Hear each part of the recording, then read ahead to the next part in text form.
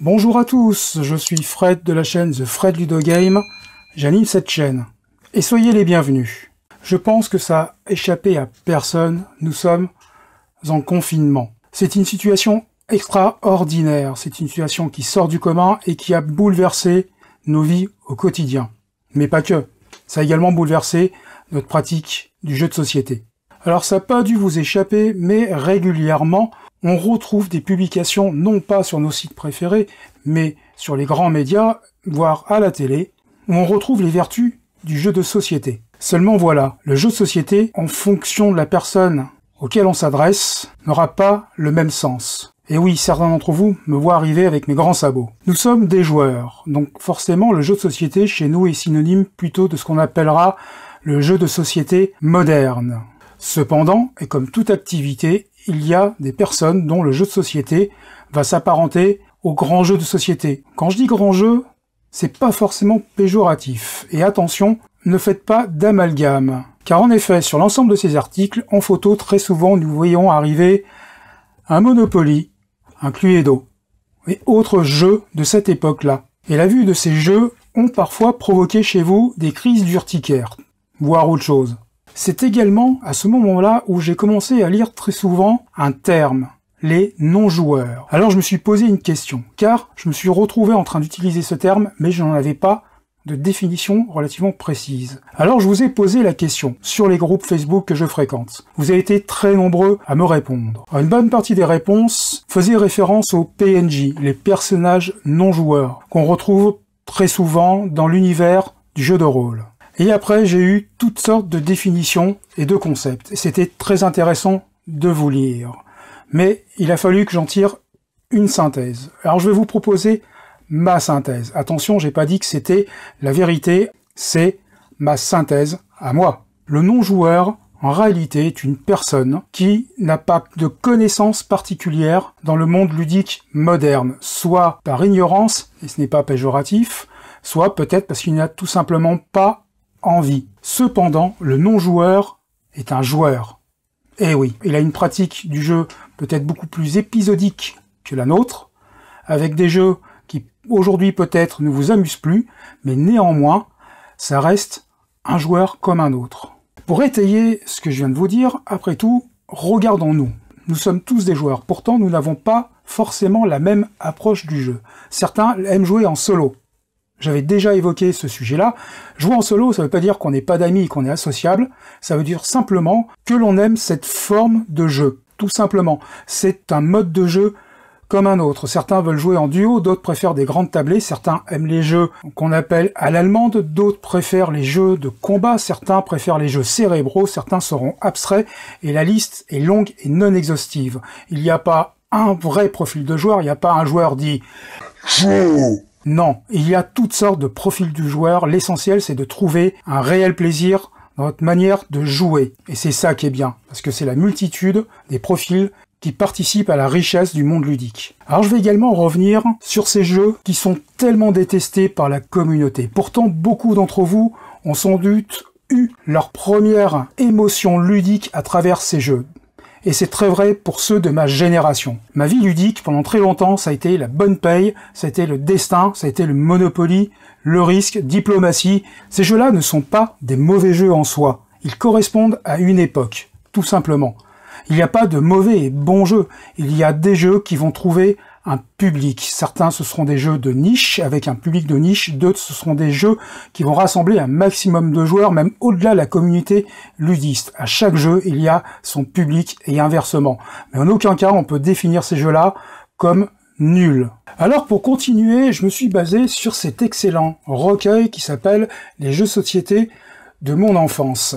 C'est un livre qui est sorti en 2015 et justement, il a un petit goût de Madeleine de Proust. En effet, dans ces pages, on va retrouver toutes sortes de jeux, même le Monopoly, et on y apprend énormément de choses. Alors aujourd'hui, je vais vous pas parler d'un jeu moderne, je vais vous parler de ces vieux jeux, car on va parler de ces jeux-là. Et on va faire ça sous la forme de « Le saviez-vous ». Alors si je vous dis plutôt âgé rondouillard, vous pensez à... Eh ben non, en fait c'est le colonel Moutarde. Et oui, on parle du Cluedo. Je suis certain que vous êtes nombreux à avoir fait au moins une fois dans votre vie une partie de Cluedo. Et pour moi, j'en ai pas fait qu'une, j'ai dû en faire des centaines. Alors effectivement, au regard de ce qui est devenu ma vie ludique aujourd'hui, effectivement, le jeu aujourd'hui m'emballe nettement moins qu'à l'époque. Et c'est normal. Ceci dit, savez-vous par exemple que ce jeu qui a été fait en 1943, c'est un couple d'Anglais qui l'imagine, Monsieur et Madame Pratt, et nous sommes à Birmingham, en Angleterre. Cluedo, c'est sans doute le jeu d'enquête le plus connu au monde. Oui, le plus connu au monde. Tout le monde connaît l'histoire et la fameuse question: qui a tué le docteur Lenoir?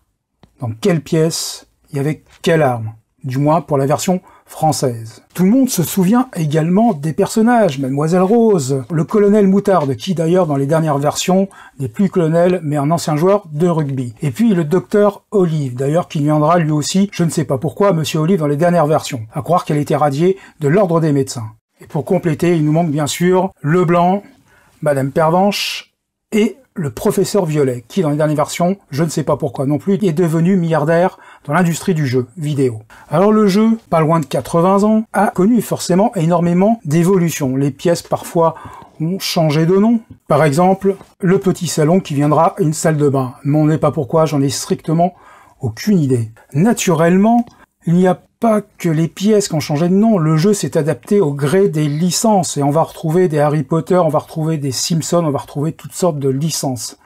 Tous ces grands jeux d'ailleurs ont ce point commun, que ce soit le Risk, le Monopoly, le Cluedo et d'autres, ils se sont adaptés aux phénomènes de mode et aux grandes licences.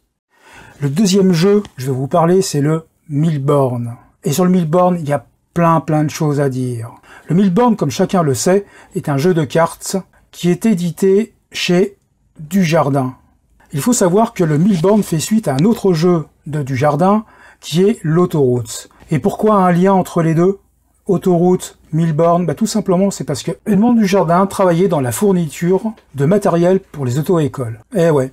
Alors il y a d'autres choses très intéressantes. Pourquoi, pour remporter une partie, il nous faut 1000 km?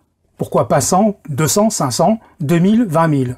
Tout simplement parce que ça correspondait à la longueur de la National 7 tant aimée par Charles Trenet, qui fait précisément 996 km. Autre point intéressant, pourquoi des escargots, des canards, des lapins et autres bestioles en tout genre? C'est parce que les jeux étaient faits en famille chez les Dujardin, tout le monde y participait. Mais c'est également des licences, car en effet, le Milborn a été, du moins dans nos contrées vers chez nous, licencié par Tintin et Milou ou une édition Astérix. Prochain jeu, je vais tenter de vous le faire deviner. Nous sommes en 1950. Si je vous dis Albert Lamoris, vous allez me répondre. Allez, vous avez 10 secondes pour faire votre recherche.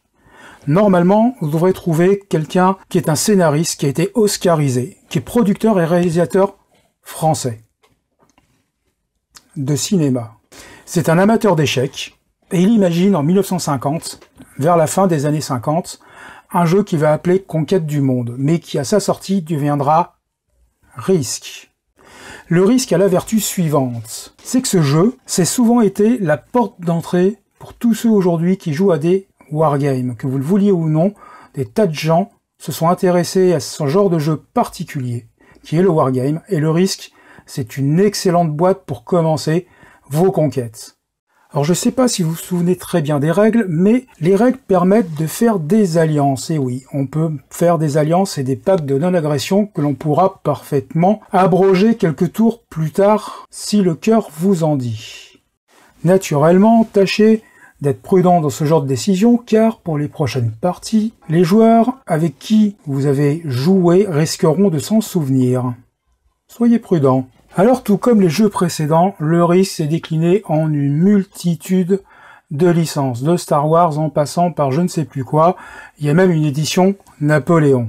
Le destin, celui-là aussi vous le méprisez constamment, et pourtant. Alors la première chose que je vais vous révéler, si vous le saviez pas, ce jeu date de 1881. Ouais mec, t'as bien entendu, 1881. Et c'est Milton Bradley qui va créer ce jeu. Milton Bradley, ça te dit rien? Mais si. Les jeux MB, ça y est, ça te revient?